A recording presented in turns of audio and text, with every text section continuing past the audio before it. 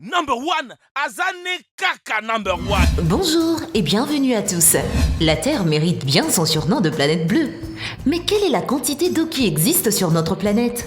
Environ 71% de la surface de la Terre est couverte d'eau et les océans contiennent environ 96,5% de toute l'eau de la Terre. Donc, cette puissante force de mère nature ne doit pas être considérée comme acquise. Mais avant de nous lancer sur le sujet, voici la question du jour. Vendu par mes frères, j'atterris en terre étrangère. Libéré de prison pour servir le pharaon. Qui est ce personnage biblique? Répondez dans les commentaires et restez avec nous pour découvrir la bonne réponse. Commençons sans plus tarder.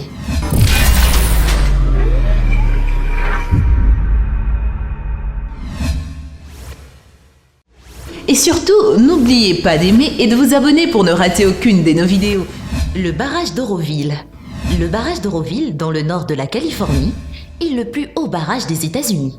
Il s'élève à 234 mètres de haut. Il retient un réservoir contenant 4,1 milliards de mètres cubes d'eau, approvisionnant les fermes et les villes à travers l'État. Le 7 février 2017, de fortes pluies ont endommagé le réservoir principal. L'eau était bouillonnement furieux. Les choses ne pouvaient qu'empirer. La crise du plus grand barrage d'Amérique a atteint son paroxysme 5 jours plus tard avec l'évacuation frénétique de 188 000 personnes. Le 11 février, le lac était si haut que l'eau a commencé à se déverser sur les réservoirs d'urgence adjacentes pour la première fois, faisant craindre qu'un mur d'eau n'envahisse une grande partie d'Oroville et d'autres régions de la Californie, ainsi que les communautés en aval. Heureusement que le réservoir ne s'est pas effondré. Un rapport indépendant a été publié qui dit que le département des ressources en eau de Californie, qui gère le barrage, était ignorant. L'explosion des conduits d'eau en Ukraine. Quand les choses vont mal sous terre, on nous rappelle souvent que la Terre n'est rien d'autre qu'une grosse boule de roche chaude recouverte d'une délicate peau de roche, plus petite et légèrement moins chaude. Dans cet enregistrement de la télévision en circuit fermé d'un quartier de Kiev en Ukraine, l'explosion d'un conduit souterrain d'eau a détruit des voitures et des maisons voisines. Ce qui semble surréaliste, l'éruption a commencé comme une bulle qui essayait de s'échapper du sol. Si vous imaginez un film de science-fiction des années 80, cette scène ressemble à un ver géant qui émerge de la Terre pour faire des ravages dans le monde, mais la réalité est un peu plus simple que ça. Le fait est que les anciennes canalisations d'eau souterraine installées en 1979 ont subi des tests hydrauliques avec des pressions extrêmes appliquées sur l'infrastructure, résultant en une explosion épique. Les ouvriers du conseil responsable de la canalisation communale affirment que l'explosion s'est produite sur une section de la canalisation qui n'avait pas été utilisée depuis 37 ans. Heureusement, personne n'a été blessé lors de l'incident et les anciennes canalisations qui étaient utilisées pour fournir de l'eau chaude au complexe résidentiel voisin étaient remplies d'eau froide au moment de l'essai. Sayano-Shushenskaya 2009. Le barrage Sayano-Shushenskaya est situé sur le fleuve Yenisei près de Sayano en Russie. C'est la plus grande centrale électrique de Russie et la 9e plus grande centrale hydroélectrique du monde par la production moyenne d'électricité. Achevé en 1978, le barrage subissait d'importantes réparations et améliorations de sorte qu'il y avait plus d'ouvriers que d'habitude. 52 rez-de-chaussée et 63 autres dans les entrailles de la centrale. 9 des 10 turbines fonctionnaient à plein régime, y compris la défectueuse turbine 2, qui était hors ligne mais qui a été remis en service le 17 août 2009. Quelques minutes après le début de son service, le technicien a senti que le toit commençait à vibrer. Les vibrations se sont intensifiées et se sont progressivement transformées en un grondement redoutable. La turbine 2, une machine de 1500 tonnes surmontée d'un générateur d'électricité, a traversé le sol et a été projetée à 15 mètres dans les airs avant de s'écraser. Il s'avère que l'eau qui faisait tourner la turbine s'est écoulée du puits, désormais vacant à un rythme de 255 mètres cubes par seconde. Comme un jet d'eau industriel massif, elle a arraché les poutrelles métalliques au-dessus des turbines 1, 2 et 3. La centrale a bientôt été presque entièrement dépourvue d'électricité, paralysant les systèmes de sécurité.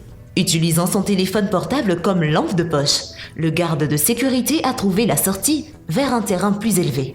À la crête du barrage, lui et plusieurs autres employés ont lutté pour fermer manuellement les vannes. À 9h30, ils avaient scellé toutes les portes et la destruction en dessous avait cessé. La catastrophe a tué 75 personnes et en a blessé 13. Le projet hydroélectrique Hydroituango. Le barrage d'Ituango sur le fleuve Rio Cauca était en phase finale de construction lorsqu'un tunnel bloqué a été dégagé, provoquant une inondation en aval qui a balayé le bord de la rivière. Des centaines de personnes se sont retrouvées sans abri et 2 ponts, 2 écoles et un centre de santé ont été détruits. La cause précise de la catastrophe est controversée. Des vidéos de cette catastrophe montrent les travailleurs fuyant des vagues massives, tandis qu'une autre montre l'eau engloutissant les engins de construction. Une fontaine de 76 mètres après l'explosion d'un conduit d'eau. Les rues et les maisons de Melbourne en Australie ont été inondées après qu'une conduite d'eau ait éclaté, envoyant 2 millions de litres d'eau dans les airs. La télévision locale a rapporté que la fontaine faisait 76 mètres de haut, soit l'équivalent d'un immeuble de 13 étages. Ce qui a provoqué un déluge à Glenwaverley, une banlieue de Melbourne. Une cage métallique de 60 kg qui recouvrait le tuyau a volé dans le ciel comme un bouchon de champagne, s'écrasant sur une maison voisine. Tandis que l'eau en cascade a également détruit une autre maison, les médias locaux ont déclaré que la trombe avait duré 1 heure et que 35 000 litres d'eau jaillissaient chaque minute. C'est amusant de constater que la compagnie des eaux n'a envoyé qu'un seul travailleur pour arrêter la trombe. La défaillance du barrage de Banqiao. Dans la nuit du 8 août 1975, plusieurs personnes ont empilé des sacs de sable sur le barrage de Banqiao pendant la pire tempête jamais enregistrée dans la région. Ils étaient dans une course avec la rivière Rue qui montait rapidement pour sauver le barrage et des millions de personnes qui dormaient en aval.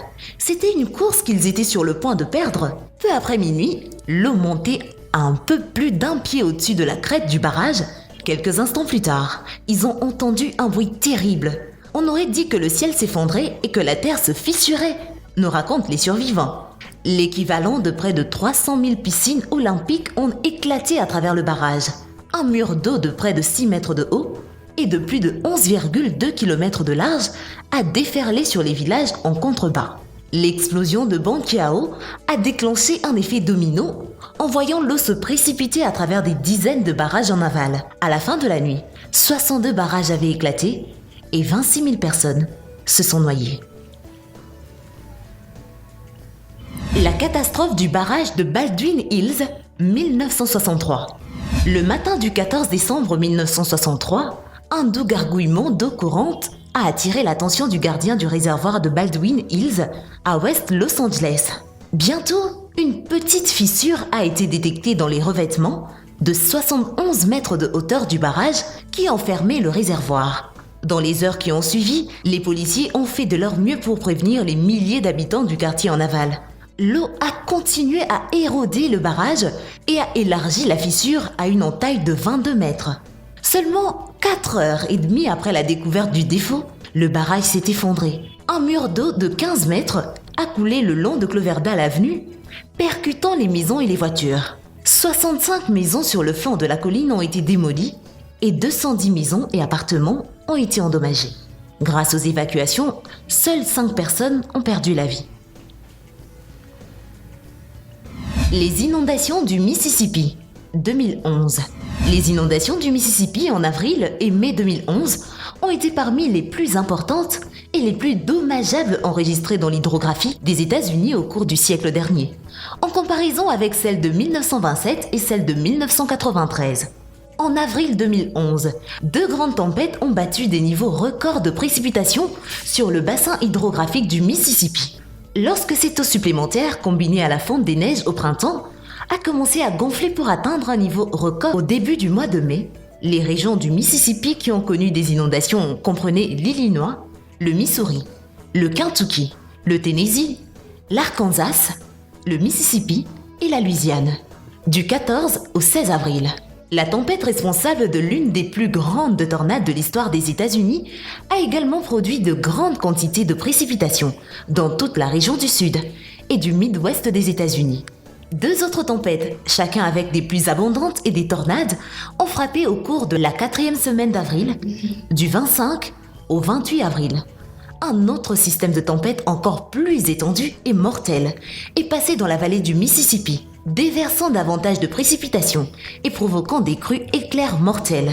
Les pluies abondantes et sans précédent de ces 4 tempêtes combinées à la fonte de neige du printemps de la Midwest supérieure ont créé la situation idéale pour une inondation de 500 ans le long du Mississippi. Défaillance du barrage du Vajon en 1963. Le barrage de Vajon a été construit en 1959, de l'autre côté de la rivière Vajon. La municipalité Erto e Casso, à Venise en Italie, a été frappée par la catastrophe le 9 octobre 1963 lorsqu'au cours du remplissage initial, un glissement de terrain a déclenché un méga tsunami dans le lac créé par le barrage.